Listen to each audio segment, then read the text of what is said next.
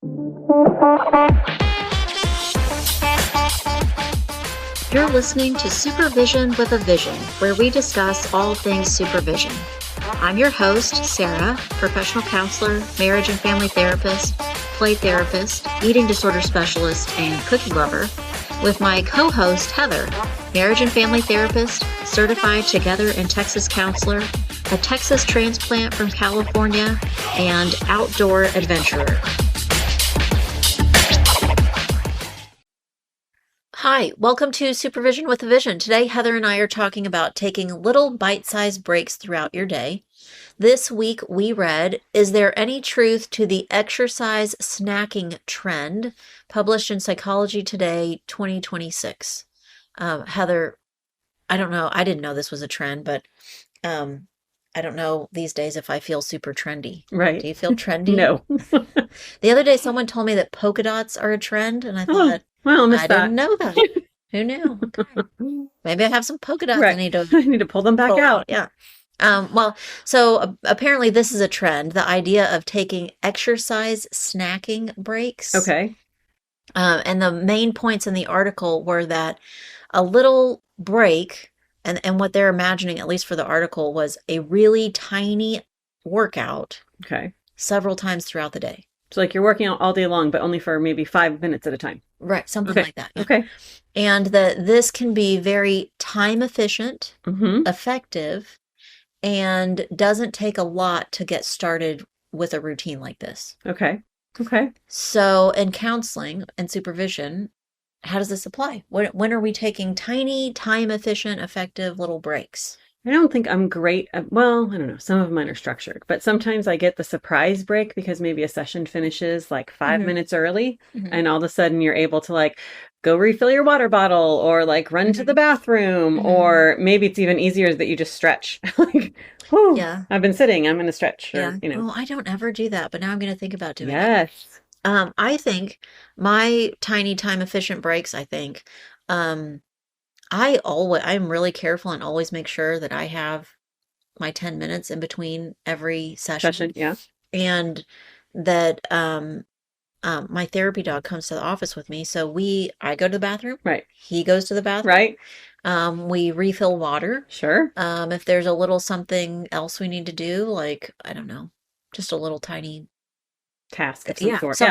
Something that I'm not going to get really involved. Maybe this is kind of the point, is that it's not something that I'm going to get involved in that's going to take longer than I have, but it can be something that will make a difference in the day. Sure. Like the bathroom. Like that's going to take a minute or two. And in the next hour, if I don't do that, it's really going to affect the day. That makes sense. Maybe replacing the toilet paper roll or the paper towel roll or something like that. That takes just a second or two. Sure. And makes an impact. Yeah, I water plants sometimes. Like a little moment, makes you stand up, move your body. But I like that. So I like the idea of stretching. Right.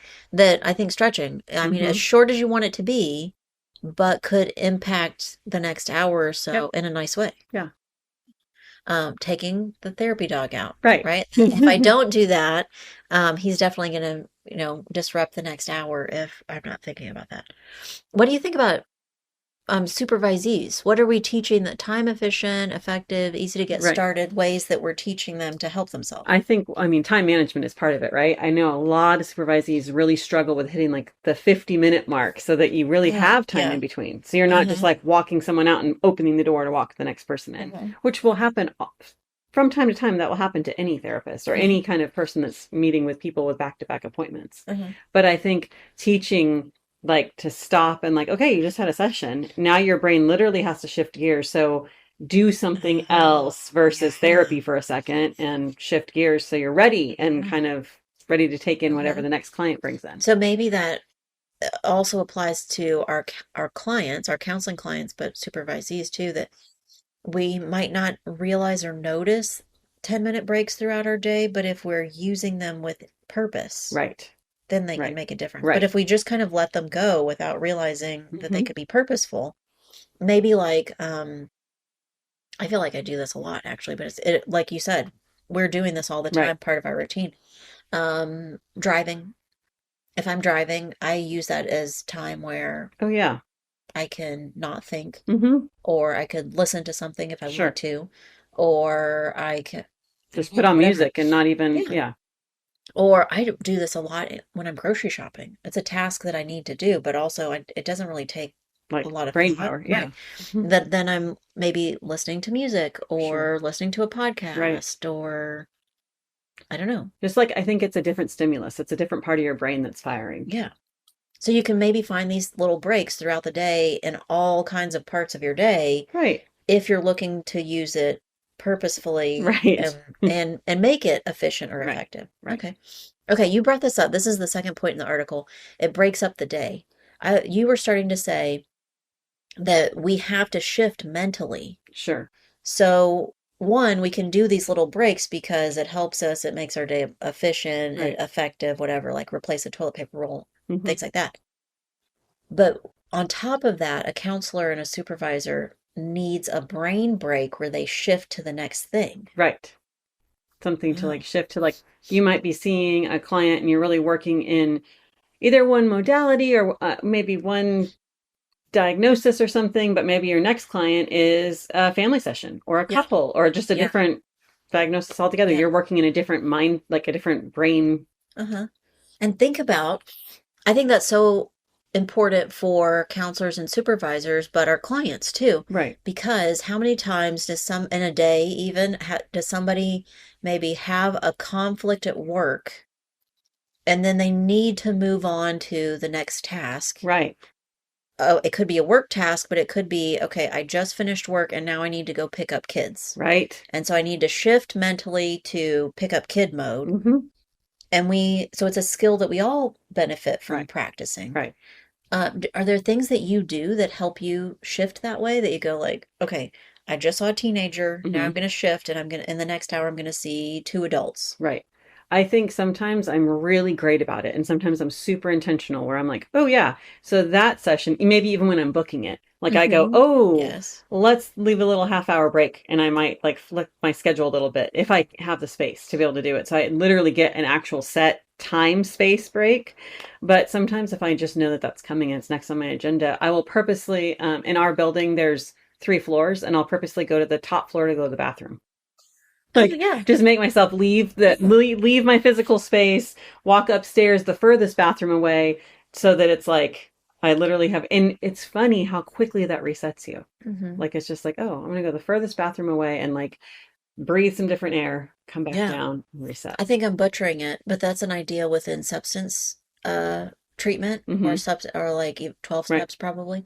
The idea of changing your people, places, and things. Right. Right. So that and with substance use, the idea is that if you're having a craving or you're thinking about Mhm. using, if you can change your people, places, and things, it is a big enough mind shift that it can help Right. you Go on to the next. surf Yep. through the idea of Right. wanting to use. So you're saying to shift on purpose, Mm-hmm. you might change your people, places, and things, Right. and not that the people like going up the stairs isn't what you're trying to shift to, but Right. it's enough change that your mind can move from one topic Right. and it allows you to move to another Right. topic. Can So shift it. so the stairs is a place, Right. but it could be people or things. Right. Could mean that you're just not seeing the people that are in your office, but you're seeing people in the Hmm. hallway. Or I'm trying to think so if we were to, I mean, you're trying to maybe like going and talking to an office mate for a second sure, and then come as an example of right, changing your people for right. just a minute. What would be a thing? I think you could find some like I think a thing is almost also like a task, like filling up your water bottle, Yeah. like that kind of Yeah. thing. Like Or even like if then having your water to hold, yes, something that could be a thing. mm-hmm. Not often. I try not to, especially if it's distracting to the specific client that I'm seeing. But I might hold something. Yes, yes, I might have something in my hand mm-hmm. I mean, if some of my clients sometimes have fidgets, but Right, I guess that would be kind of a fidget right. if I have So something something that's in my yeah, hand. yeah, it's a good idea. Thinking of other things I do this because again, it's like kind of like the toilet replacing the toilet paper roll. That in between, I might tidy up the waiting area a little Oh bit if I sure, walk out and right. notice that it like. Pillows are off, or Mhm. magazines are messed up. But to me, that's I move a little bit and I'm doing something a little bit different, and Right. I've shifted what I'm thinking about for just a second, Mm-hmm. long enough to be ready to think about something Right. different. How do you teach a supervisee that? How do you teach them is there a way that you've thought about teaching them to mentally shift from one client to the next? I recently had a supervisee I was working with, and she was super struggling on time management, just Mhm. ending her sessions on time. So she used a couple different strategies that she found where she would set a very soft kind of like chime that would go off. So it would, and she would tell our clients about it. Hey, I'm trying this different strategy because I go over, and that way we Yeah. still have 3 or 4 minutes to finish. So that started giving her the actual time and space. But then she was immediately going and getting her next client almost early instead of like pausing. Yeah. And so she tried for a little while giving herself literally the extra. So if she normally was booking clients on the hour, then the next client would be the hour and 15-minute mark. And so purposely putting in more than an hour in between. But I had to give her like kind of the cautionary tale of don't use that for like, I want you to, that's when you get to actually go get, your snack from the fridge. That's when you get to go to the bathroom. That's when you get to walk around. Well, you have to be intentional about it. Right. Then. And that's the whole part that you're teaching really is like intentionality with like stopping and, maybe I haven't ever done, or maybe I haven't done it often, but maybe even jotting down some notes. Yes. I don't like to do notes during session, right. but if it just feels like, wow, that so much just happened, or I don't want to forget this for I might jot something down. One of the counselors I worked with for a while, she used kind of a sticky note process for her. I like that. And she would have a sticky note that then would remind her that like this is what she needed to do next for this client, or research something or look something up. Nothing that was really like not like your therapy notes, but like just a reminder. Yeah, a reminder to do like, don't forget to email. Don't forget to call. Right. I said I would check with that teacher, whatever. Yeah. So I feel like I could use that. She thought it was more of closure, like that session then ended. She wrote it down so it's in a safe place, and it. I mean, I've a lot of my clients recently. I've been thinking about the mental burden that the parents that I'm working with that they keep things like that on the top of their brain all the time, that they don't need to carry with them all the time. Right. So counselors too, right? That if we had just a post-it note with things like that, like email teacher, right, or send referral for. Yep. And then we're not kind of juggling that and keeping that when it's something we can put down. Right. Okay. The last point in the article is that these small changes really can make a big difference. Right. We were talking about that outside your office, there's someone who walks. Yes. The perimeter. The outside of your office, it really does have a lot of pretty greenery and things that it would be a nice walk. That I can imagine if that's something new that you're going to start, that every day I'm going to make 2 laps. And if you did that really consistently, it would make a nice difference. Right.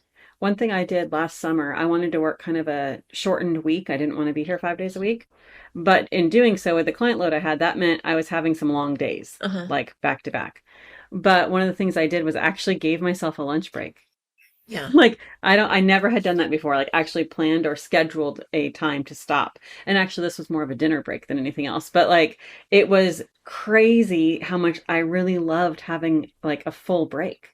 I never thought about it. So I think that's one of the things that was like, oh, scheduling, and it was just a half hour. Like I just would flip in the evenings. I would start on the half hour mark because my evening clients were always on the half hour. And so I would now have this new break that was like from 5 to 5:30, I had nothing. And it was amazing. I just really noticed it in my body, getting up and moving, but also noticed it in like it and enabled me to keep going after I'd already seen 5 clients. I had 3 more to go, something like that. I think, I feel like I've been doing it for such a long time now. It's hard to remember a time when I wasn't. Sure. But being really hydrated, getting something to drink almost every hour. Yep.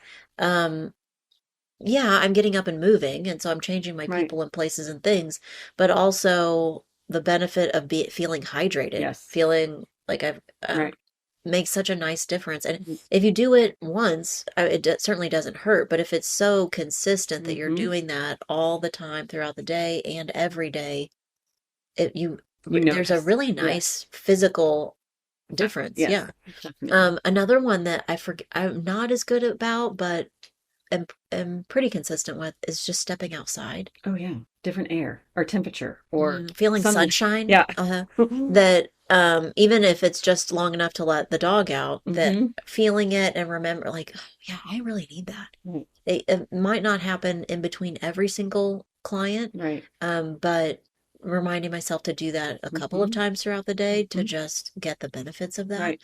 that I think I do feel that Yeah. over time. I definitely think that can help a lot. I've made phone calls before and purposely have gone to the parking lot to make a phone call Yeah. and just like, oh, because it's so nice outside. Like I just have enjoyed Mhm. being away from the actual office space. Yeah. I think because you and I are both saying that we've created these routines, that the difference might not be as dramatic as it would be for a supervisee who's not yet Right. created these Doesn't have that routines. routine. Right. And then we're helping them to create the Mhm. routine so that they can feel this difference. Right. But can you imagine your day with no bathroom break, no water break, not stepping No, outside, that not would be talking to miserable. anybody else other than a client? Yeah. Those would be long, Well, I hard think for days. myself, when I've had even a clump of hours, like I think most recently, I think I had 4 clients back to back without a break, without a real break. But 2 of them, I literally was really cutting it close. Like I didn't Yeah. have enough time to have a break in between. And I remember afterwards just feeling exhausted and going, Yeah. why am I exhausted? Yeah. And then going, oh Oh, yeah. well, yeah, I've just done this work and sat in the same space in the same air for that amount Yeah. of time. I just need to Yeah. move. And Yeah.